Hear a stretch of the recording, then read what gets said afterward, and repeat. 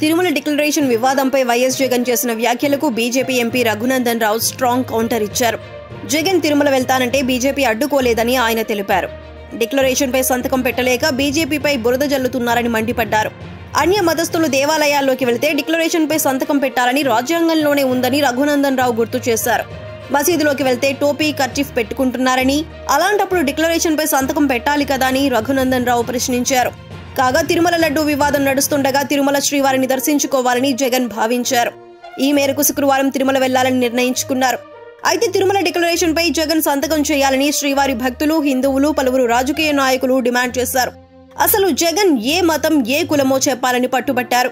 ఈ నేపథ్యంలో జగన్ తన తిరుమల పర్యటనను రద్దు చేసుకున్నారు. ఈ వివాదంపై స్పందించిన జగన్ తన మతం మానవత్వమని, ఇంట్లో ఉంటే బైబిల్ చదువుతానని, బయట హిందూ, ఇస్లాం, సిక్కు మతాలను గౌరవిస్తారని, డిక్లరేషన్ రాసుకుంటే రాసుకోండని జగన్ వ్యాఖ్యానించారు. ఈ వ్యాఖ్యలపై బీజేపీ ఎంపీ రఘునందన్ రావు పై విధంగా స్పందించారు.